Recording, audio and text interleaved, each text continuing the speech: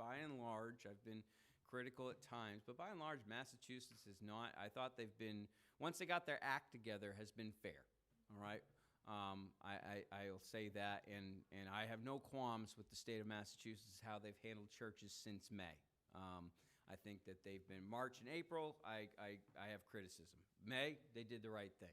And since then, it's been fine. I have no issues. But you look at states like California and different things like that, where they have really overstepped their bounds. And again, that doesn't mean that some churches are not being unwise. All right, some churches have been unwise, and that's unfortunate. And personally, I think unwise churches, they reap the benefit of that within their community, and it really hurts them long term. But I don't think government should be restricting churches as they have, particularly in states like California, and so. But there's definitely a lot coming. So do be in prayer about whatever, that the Lord's will would be done, and that whoever God desires to be the next Supreme Court justice, that they would be, because they are the most powerful people in our country. Not the president. It's the Supreme Court justices are the most powerful. We've learned about that. We've talked about it. They can basically rule as they will, and nobody can say anything about it. That is a loophole within our Constitution that is over a couple hundred years has been exposed, and so we need to be praying about it. But anyhow, we are talking about protection of life issues, and we're dealing with the controversial subject of abortion. We're going to finish that up today, but just kind of quickly reviewing, the biblical teaching is that a preborn child is a person, and that we learned from Scripture that they have emotion.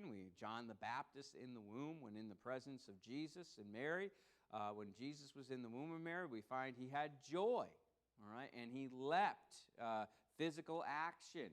We find in the Old Testament, in the book of Genesis, that Jacob and Esau, what did they do? They wrestled in the womb. They were fighting siblings fighting. How about that? But they were fighting in the womb. And interestingly enough, though, back to John the Baptist, the same word for baby that is used to describe John the Baptist in the womb is the same word used to describe Jesus after he was born. So biblically speaking, the Bible teaches that a preborn child is as much a baby as a child that has been physically born. And so when we look at what the biblical perspective on the abortion issue is, the world's position is that they are not a human being, and that they're a part of the mother, and the mother can do what the mother wants with her body. But the biblical position is that they are a human being, and science tends to support that as they have their own DNA. A baby very early on has their own DNA, which is distinct from the DNA of the mother, and that is from conception. And we looked at some scientific quotes that basically state that a baby is a person even in the womb. Some of the arguments, of course, are that, well, the baby can't live without the mother. The counterpoint to that would be, well, the newborn can't live without care either, and to have a newborn and to not feed or care or take care of that newborn would be an arrestable offense. It's called neglect, and so therefore that concept that the baby needs care and couldn't survive without the mother really doesn't hold water. And so we touched upon these things, and others talked about birth defects as a reason to abort babies, and of course sometimes those assessments are wrong. Other times we looked at scripturally that God talks about that He makes the babies that have birth defects, and that is within His will, and so that's not a reason. One of the main reasons people talk to promote abortion are because of cases of rape or incest, or to protect the life of the mother. Those make up 1% of all abortions. So of the over 61 million abortions that have been performed in the United States alone since 1973, that is an alarming number. That is about a fifth of our population. A little under a fifth of our population, so call it maybe a sixth of our population. So So about 18% of our country's population has been murdered. That is genocide. And there's nothing short of that. If a dictator murdered 60 million people, we would be calling him all sorts of horrible things. Well, the United States has done that. They have murdered 60 million of its own residents, its own people, and we've made it look nice by calling it women's rights or reproductive rights, and it's nothing short of genocide is what it is. So, but and only 1% of that is from rape or incest, or so that would be, of the 61 million, 10% would be 6 million. So 10% of that would be, which would be 1%, would be about 600,000. Right, to put that in perspective,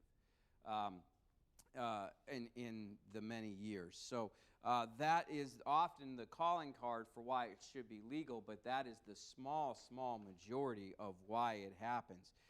We also talked about arguments apart from the Bible, and we spent some time on that. Just had a conversation with a person talking about, when they were expecting, this is a person who was unsaved at the time, that they were expecting, they said, when a mom gets pregnant, they go into baby mode. And that's not a Christian thing. That's a human being thing. And how is that? Well, Romans 2:14 talks about the law of God written in our heart. And so there are some objections. The objections are, well, it's wrong to restrict our freedoms, to which we say, there's plenty of restrictions on our freedoms. We're not allowed to drink and drive, all right? Why? Well, that endangers people, okay? So you could say that is a restriction on freedom, and it is true. But just because, we live in a free country doesn't mean you can do whatever you want. Murdering people is not something that should be allowed. Individual freedom should be protected, but not at the expense of murdering innocent people. Other objections, all children should be wanted children. That's just a nice way of saying it should be okay to kill people that are an inconvenience to you. And we wouldn't say that. No one would say, well, no, you shouldn't be able to murder people that are an inconvenience. Well, the saying all children should be wanted children is just a fancy way of saying the same thing. And politicians are notorious for saying this. I'm not personally against abortion, but I just don't support laws against it. In other words, I don't like it, but I don't think there should be laws against it. Okay, fine. Well, let's just change the language and say I don't support drunk driving, but I'm not against laws against it. And what? No, see, it doesn't. No. If you don't support it, then you support laws against it. You see how that works? And because it's dangerous, and so other things talk about reducing the cause of abortions, not the laws. Again, that's not dealing with the issue, and politicians are notorious for not dealing with the issue. You ask a question, they give you an answer that doesn't address the issue, because they don't want to be caught up in saying the truth, that they support the killing of innocent people. And so others are, Christians shouldn't try to impose their moral standards on other people. Listen, our whole country is based upon the fact that we're a democracy where we vote.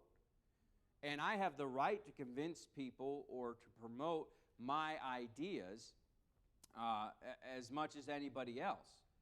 And whether I'm Christian or not is irrelevant. And I have the right to vote for people who are going to support my belief system, and I have the right to encourage, to run for offices myself on certain things. So to say that one entity can't express its views is discriminatory. So in other words, we're not enacting Christian laws, we're acting moral laws. Murder's wrong. That's the moral law. The question is a preborn child a human being or not? That's the question. And the world wants to skirt around the issue, because if they say, no, they're not, well, then when do they become a human being? Well, when they're born. Okay, so you support partial birth abortion then. And that's grotesque. Because when you look at that's a baby that, if it were out of the womb, would live just fine. But it's not. So, and people are repulsed by partial birth abortion. And so, well, they don't want, no, that's not right. So, okay, well, when does the baby become a human? And there's no answer other than conception. There's just no answer. And so they skirt the issue. And it's not about imposing Christian standards. It's about having moral laws that protect human life, whether it's born or preborn. And so we see that these things, it's not wrong to try to convince people of these things. And so this is all review. And we find biblically that many people try to convince, Paul tried to convince Felix, Daniel convinced Nebuchadnezzar, Jonah convinced the leadership of Nineveh. So we have many examples of, so when someone says, well, I don't think a Christian should try to convince political leaders of policy, that's an unbiblical position. So one can say, well, I don't think, that's fine, you're wrong. Because I can show you biblical precedents of Christians, believers, convincing political leaders on social policy. Right? So it's people can think what they want, but if we're going to be biblical, we have precedent biblically to do that. Now, today we're going to finish up for just a few minutes on recommendations for political policies, all right? And we will, let me see here. I need a couple of readers here. I'm going to be right off the bat. Let's see here. Let me get one reader to start. Who'd like to read for me? Sarah, you're going to be at Psalm 82 in verse 3 and 4. Psalm 82, verse 3 and 4. In a moment. So, let's talk about some recommendations for political policies regarding abortion. First one, governments should enact laws prohibiting abortions except to save the life of the mother. Right? And we talked about that. There are these instances where the mother is going to die if she does not have one. It's rare, but it does happen. And the thought there is this: you're not taking a life, you're saving a life. Because if the mom dies, guess what? So does baby. And there's nothing that can be done in that situation. So one of the fundamental responsibilities, and this comes back to what's the purpose of government? The purpose of government, one of the purposes of government is to protect the lives of the people that it governs. And so if the government is to punish those who do evil and preventing them from harming the innocent, then governments should protect people from the ultimate harm of being killed. Now, if a preborn child is considered a person, then governments should protect their lives. Typically speaking, the helpless should have the most protection. Go ahead and read Psalm 82.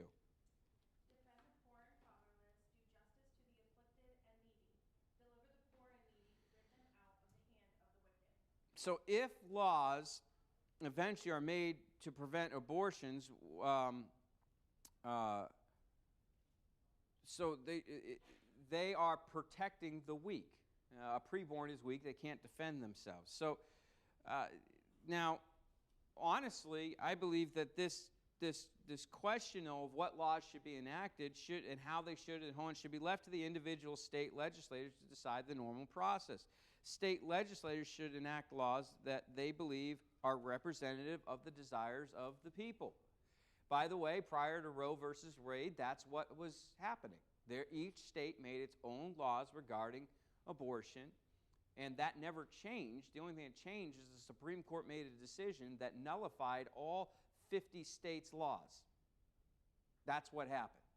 It was never voted upon, and the laws that were in place were enacted by people who were elected by the people, and this decision that murdered 60-plus million people was crammed down people's throats because at the time a minority wanted it.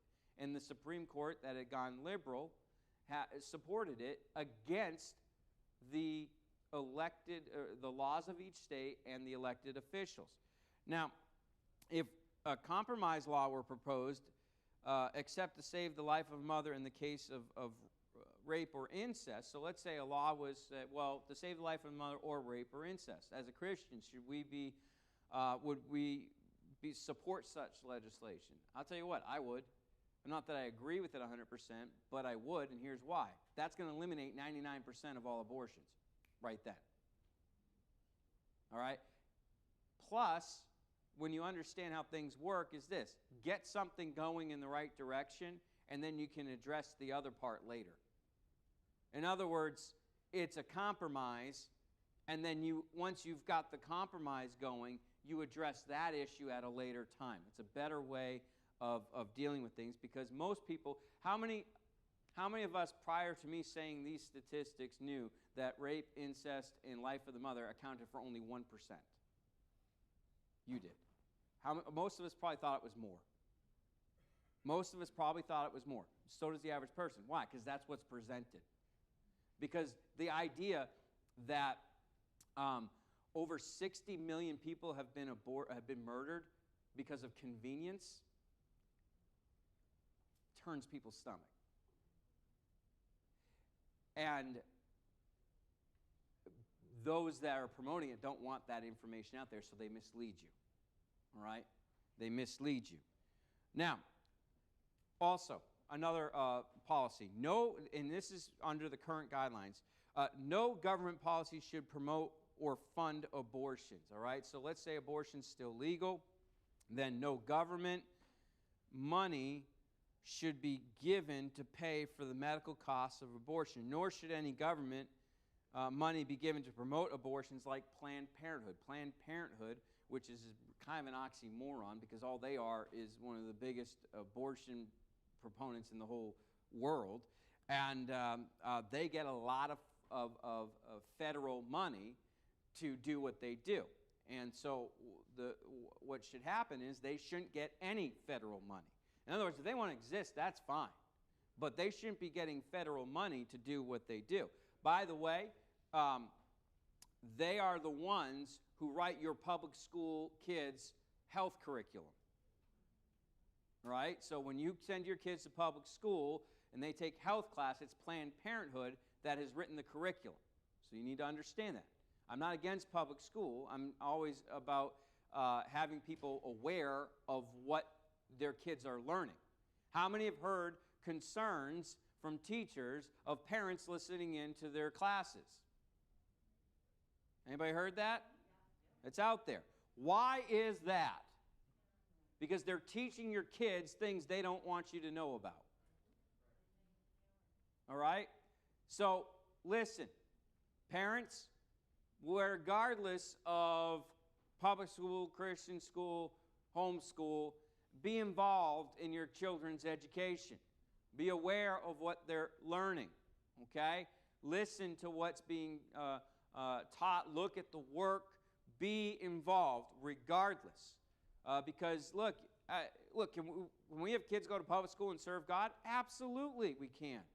But understand this. They are being given a lot of teaching that contradicts the Word of God, particularly on social issues. And if you're not careful and don't combat that, it will undermine their faith in the Word of God. You need to address it. And it can easily be addressed. I'm addressing these things from my position, but we need to make sure that you do. So, anyhow, also, foreign aid should not be given for the purposes of population control, which involves paying for abortions in other countries, which goes on. So the United States government pays money to foreign nations for population control, which is basically funding abortions. If abortion is wrongfully taking human life, and if civil government is given by God to punish those who do evil and praise those who do good, then government should surely do nothing to encourage wrongdoing. All right? I'll give you another policy. No government policy should compel people to participate in abortions or dispense drugs that cause abortions. Doctors should have the right to choose whether or not they participate in abortions, both in medical school as part of their training and in practice as medicine. It is also essential that pharmacists be allowed to choose not to dispense drugs that cause abortions.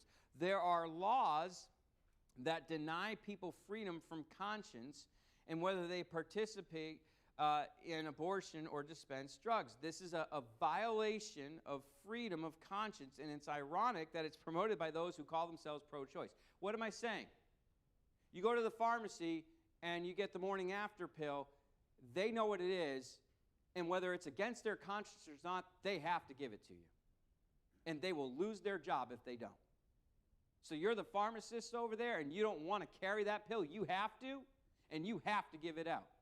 And if you're a medical student, you have to learn about abortion. You have to participate in it, whether you like to or not. People have lost their jobs because they would not participate in it.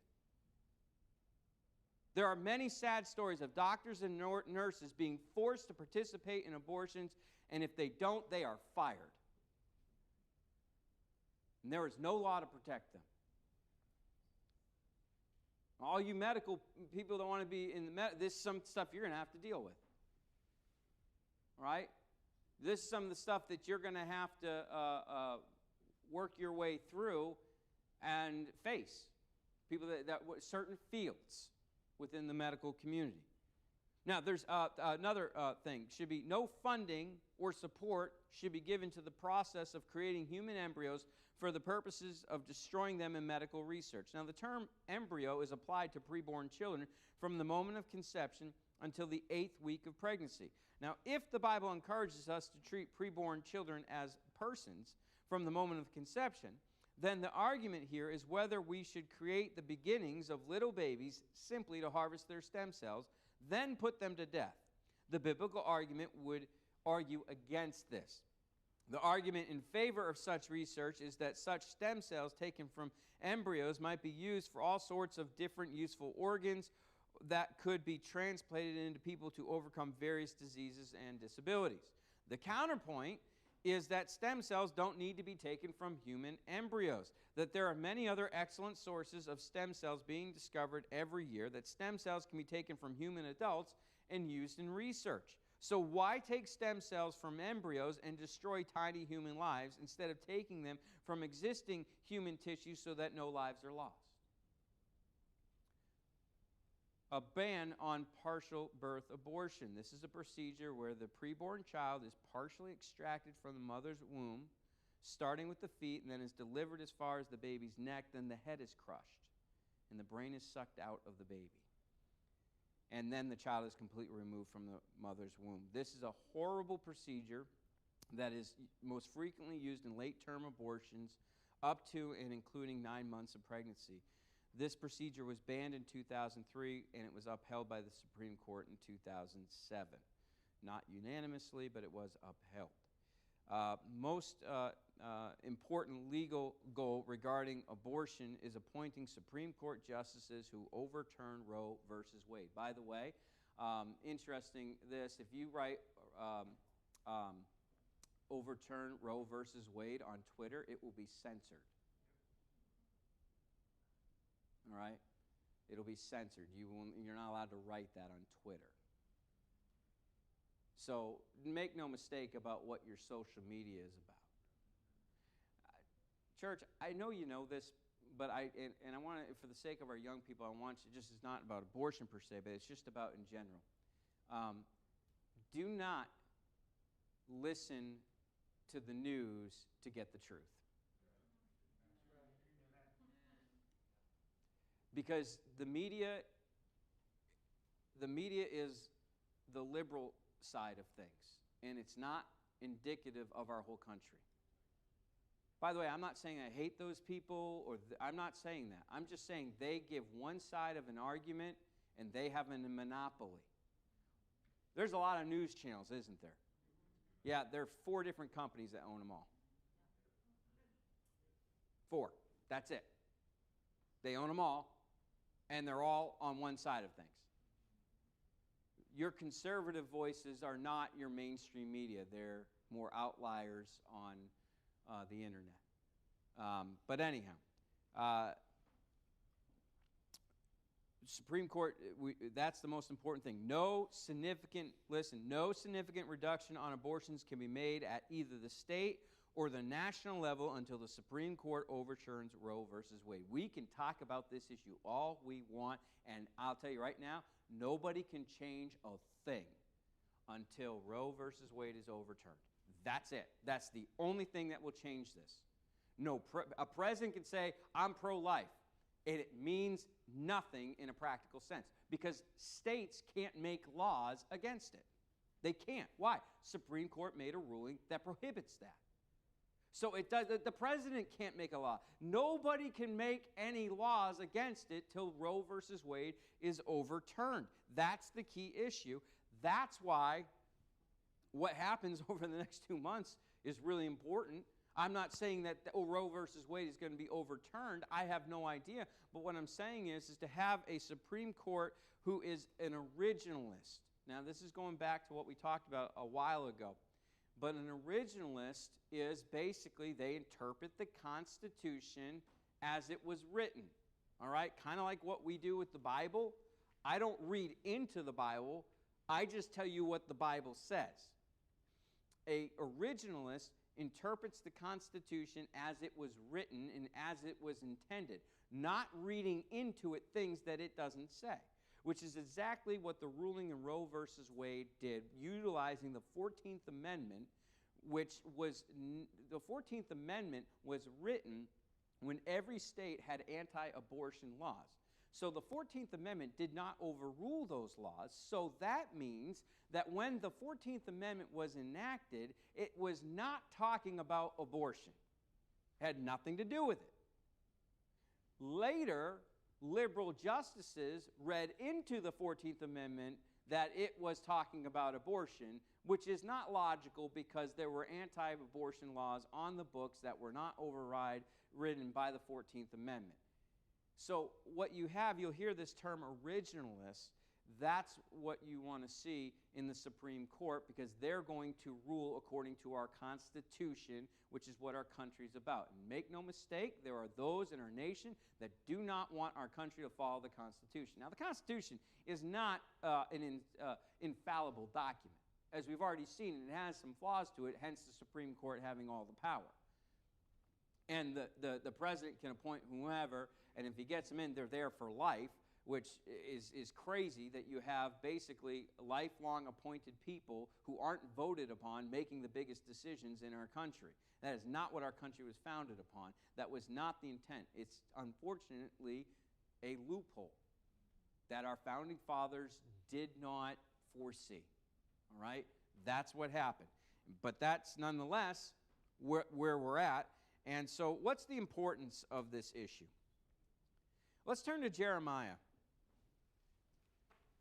Jeremiah chapter 7. Why is this such a big deal?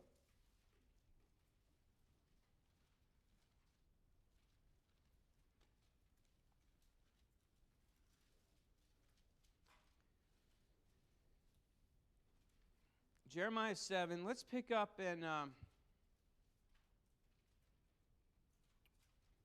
let's pick up at verse 30. I'll do a little reading here.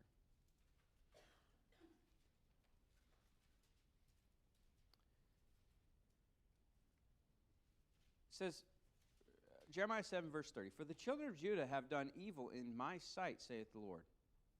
They have set their abominations in the house, which is called by my name, to pollute it.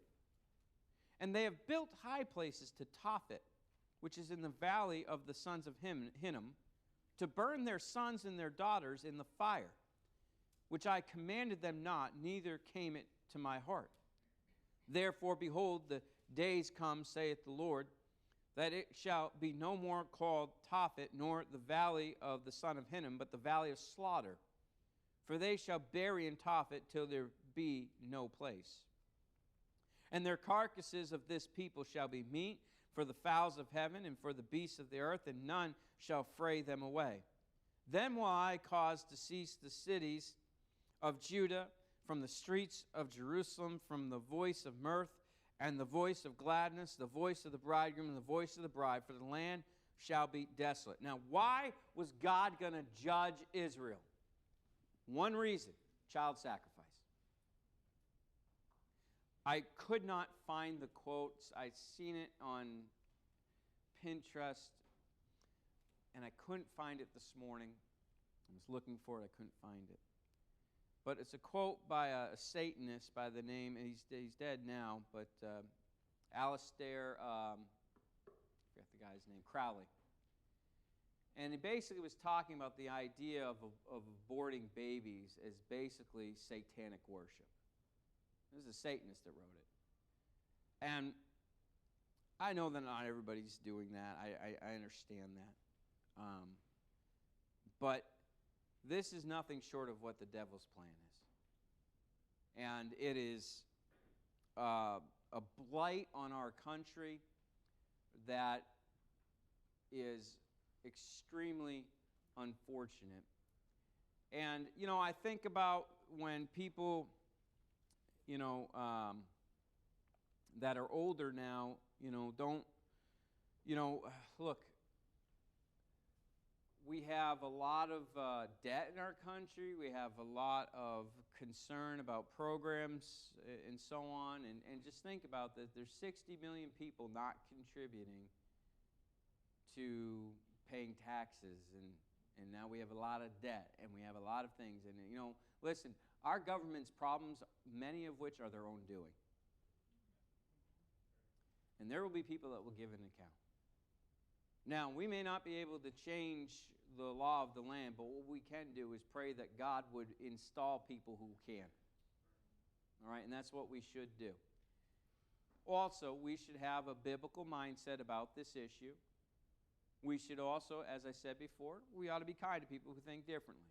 Because as I've said, look, changing someone's mind on the abortion issue is not salvation. Don't let this issue be a stumbling block in your witness to somebody. In other words, it's not the hill that I'm going to die on with somebody. I have my opinion based on the Bible. I'll share it with anybody that wants to hear it. If they have a different opinion, they are entitled to it. I respectfully 100% disagree. And nothing will change my mind. And for a child of God to say they support abortion, one of two things exists in that person. One, A, they're not really saved. B, they don't know their Bible. One or the other. Because you can't have that argument. Now, what we're going to do now is look at our next topic on is euthanasia. All right? So this next issue, and we got just a few minutes, about 10 minutes to kind of do a little introduction on this. Euthanasia, it actually is a compound word, Greek word, or from Greek words. You have the EU, all right, which means, in Greek, means good, all right? And then euthanasia comes from the Greek word thanatos, all right? So all you Marvel guys, Thanos, okay, same thing, all right? Which means death, all right? So put two together, what does euthanasia mean? Good death. Kind of a misleading term, really. It's also called mercy killing, another term that is misleading and betraying such actions in a positive way. It is simply the act of putting to death an elderly person or a person who's terminally ill. And so the question of euthanasia is this: should governments make laws against intentionally taking the lives of elderly or dying persons? The issue often comes to focus in the case of terminally ill patients who experience chronic pain, who no longer want to live, who may even wish that they could be put to death. It is also a question in this case of people who have lost much or most of their mental capacities because of severe dementia, or patients through injury appear to have no reasonable hope of recovery. So there's a couple variations in this. So what should the laws be? Well, first thing we got to do is look at the biblical teaching. Let's go to, let's see here. I need two readers. Who'd like to read for me? Ben and Maddie. Ben, Exodus 20:13. Maddie, Romans 13:9. And Ben, I don't know what, I think I might have been dyslexic with you. I said Exodus 20:13 is what I meant. I don't know if I said 13:20 or 20:13. Okay, good. So, biblical teaching on the matter. There's a command in the Bible against murder, all right? And the primary teaching in this is found in the Ten Commandments. Go ahead and read Exodus 20, verse 13. Thou shalt not kill. Thou shalt not kill. Now, that word kill has the idea of murder. It's not talking about war. That type of killing in war is different. It's a different word. This is the idea of murdering people, of taking their life in a planned out manner. This commandment is affirmed in the New Testament. Just read the first part of Romans 13, verse 9. All right, thou shalt not kill. You know what the Bible doesn't say? Thou shalt not murder except when a person is more than 80 or 90 years old. It doesn't say that. There's no, or thou shalt not murder except when a person is very ill and wants to be murdered. We do not find those clauses in the Bible. Just as the command against murder prohibits abortion in the very early stages of human life, so the command against murder also prohibits intentionally taking the life of a person in the final stages of human life. The word translated murder includes both premeditated murder and the accidental causing of another person's death. The term is always applied to humans, not animals. So you're not, if you ever have to put, I'm just saying this, I know we have a lot of pet owners, if you ever have to put a dog down, you're not sinning against God. It's not grandpa, all right? I mean, it's different. I'm not saying that pets aren't,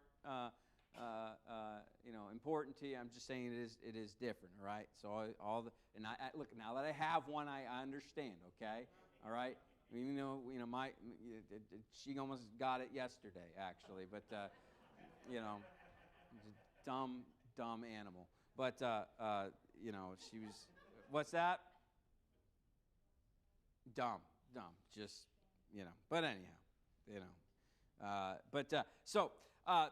the biblical command prohibits the action of taking the life of another person, even an elderly or terminally ill person, or a person that is in great pain.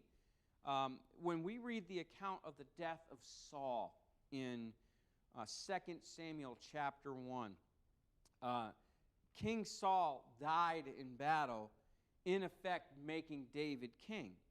And a few days after the battle where Saul had died, a man came to David and claimed to have found Saul very badly wounded in that battle, and that Saul begged him to kill him, and the man did so. So in many ways, this was an act of euthanasia. And David's response was to execute the man that carried out Saul's death. Now, this situation has several similarities to modern examples where people might say euthanasia is justified. Let's all turn over to, let's go to 1 Samuel. I want you to see this. So let's go to 1 Samuel 31 first, because it kind of carries over here.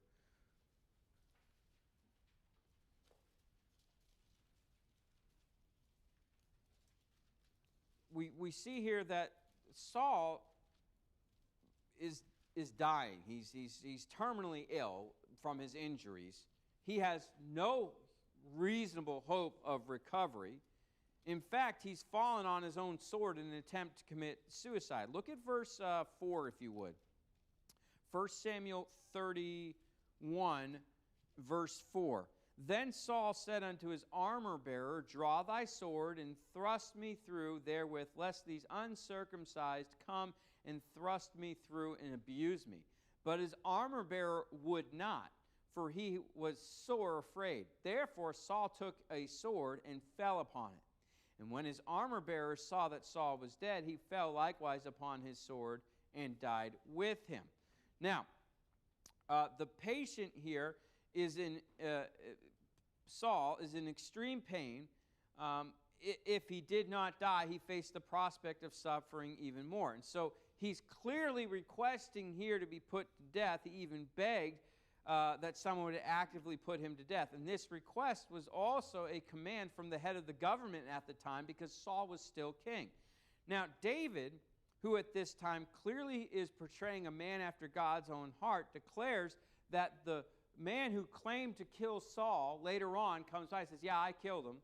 The man who claimed to kill Saul is worthy of capital punishment. In other words, the person who carries out euthanasia is guilty of murder. Now, there are three objections that may be brought against this interpretation. The story about the Amalekite messenger in 2 Samuel chapter 1, we'll look at a few verses in a moment, where Saul's death is first reported. Therefore, the Amalekite could be making up the story to show David that he killed Saul, who was David's enemy. In other words, we read the account here in 1 Samuel 31. There's no mention of the Amalekite in chapter 1 who says, yeah, I killed him. All right? So, the idea, though, doesn't nullify the narrative, because even if the story's not true, how does David receive the story of the Amalekite? Does he receive it as truth? Yes, he does. So from David's perspective, this man found Saul wounded and killed him. So he was dying. He asked to be killed. He did it. He euthanized him. All right? And David accepts the story as true and passes judgment based upon the story being true. David condemns him based on his own confession of guilt. Thus, the narrative of Scripture portrays the decision of this wise king, a man after God's own heart, as appropriate and morally right judgment on the man who carried out the euthanasia. In addition, the Amalekite messenger did have the crown and amulet that Saul had been wearing. So that means he was there. And he knew Saul had fallen on his own sword. So it's quite possible, or quite certain, that the man was there in the vicinity of Saul when Saul was dying. Therefore, it is possible that the events of 1 Samuel 31 and 2 Samuel chapter 1 are all accurate. And that 1 Samuel 31 just doesn't tell us about the events that are recorded in 2 Samuel. In other words, he fell on his sword, but he didn't die instantaneously. In other words, he wanted to kill himself. Fell on his sword, I'm still alive. I'm definitely dying. And he's dying there, and this guy comes by, and he says, would you kill me? Yeah. And he kills him. And takes the amulet and other stuff that he had and goes to David, and it's just not recorded till the next chapter. That's entirely possible. Either way, this could have happened all very quickly. This doesn't have to be a long, drawn-out thing. These events could happen. He could have been right there, saw it happen, guy didn't die, looks at, hey, can you kill? And he does. So, another objection, oh, man, we're out of time. I object to the fact we're out of time. Well, listen, we'll kind of hit back over this again next week, but we got about 15 minutes till service. You are dismissed.